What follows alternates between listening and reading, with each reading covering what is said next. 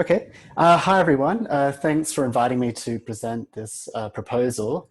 Yeah, so my proposal is on classifying cycling hazards in egocentric data.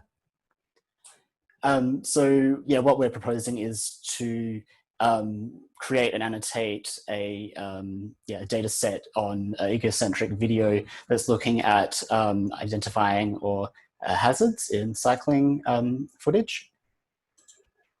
So just to give some background, cyclists are some of the most vulnerable road users, and improving cycling infrastructure is kind of one of the best ways to improve performance and safety. Things such as cobblestones, gratings, utility access points, train tracks are all quite hazardous to cyclists, and these are kind of hazards that are maybe not so present for drivers and other road users.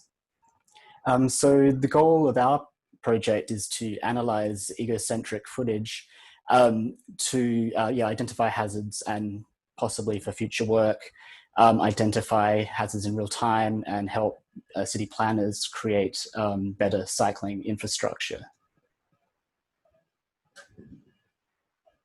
So just a brief overview of the steps of our project. So we have a data collection, data preparation, the mechanical Turk analysis, data hosting, and then future work possibly of uses for the data. So for the data collection phase, we'll create some kind of a helmet, a cycling helmet with a built-in camera that's obviously recording video, and then an IMU, which is recording gyroscope and accelerometer data. So this is basically recording vibrations, sudden movements, braking, things like this. And yeah, basically we'll collect this data and try and film across a wide variety of cycling infrastructure here in Hong Kong and also in Australia and the UK as well.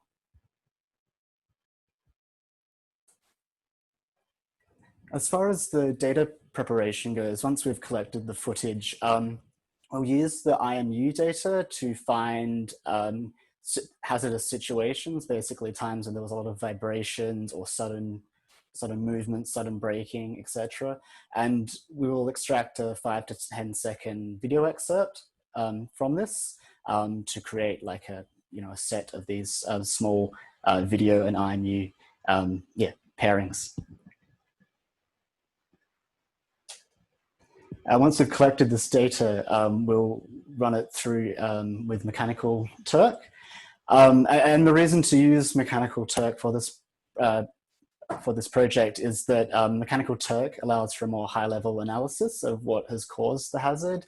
This is not really something that's super easy to do with just, say, computer vision or machine vision.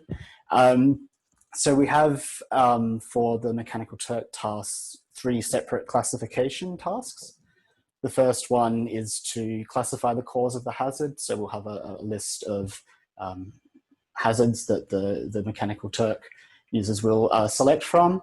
The second is to classify the road surface.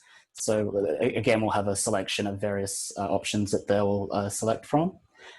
And we'll also have a third step, which is for mechanical Turk users to write a brief description or a single word just describing what's causing the hazard in the footage. This may also be just to say there's nothing causing the hazard. But this is kind of, so that we can maybe use it as a kind of a validation set to compare with the first 2 classifications, and also to kind of identify some possible hazards that we may not have thought about before that we'll run first. This will be running first, this step.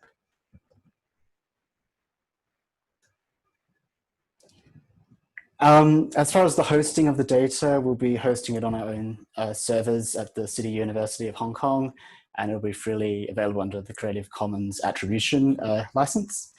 The data itself will be some basically 5 to 10 second video sections with an associated XML file, which will contain metadata, the classifications, as well as the IMU data.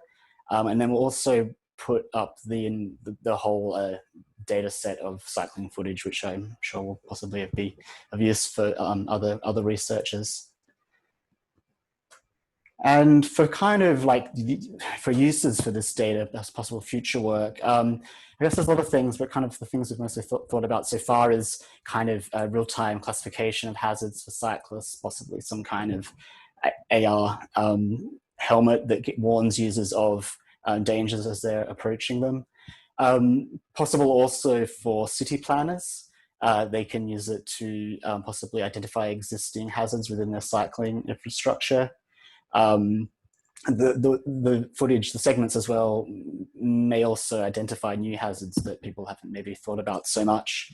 And also kind of another possible use of the data is creating models that associate the visual data with the IMU data, possibly giving the opportunity to identifying hazards just through vibration or movement alone. So just in summary, this is a very quick overview, but basically, yeah, this is a project, a proposal to create an egocentric video data set of hazardous cycling conditions. We'll be collecting video and IMU data from cyclists. We'll analyze this data with Mechanical Turk to identify hazards, and we'll be using Mechanical Turk, or Mechanical Turk is beneficial because it allows for more high-level analysis of the data. And yeah, overall, the results we're hoping to improve the safety for cyclists. That's the main aim of this project. Yeah, that's my proposal. Are there any questions? Great, thanks, Jason. Ali's asking, have you thought of also offering this as an anomaly detection data set? It would be specifically interesting to see if there are one-time events that you did not predict and label them as such. So I guess like rarer hazards. Yeah, I guess things like this would come up in the what I described before as the validation step of the Mechanical Turk analysis. So looking at what results we get, I mean, there's a lot of that I can think we've thought about, but I'm sure, yeah, there's things that you may not have come across before. So that could be like a new, I'm not sure, something that, yeah, could lead to better safety. Great, thank you. I actually have the inverse question of that. Is there any hazards that you anticipate will be missed by an IMU detecting the hazards? That's a good question. I guess maybe stuff like slippery conditions, for example, if there's some ice or liquid on the road.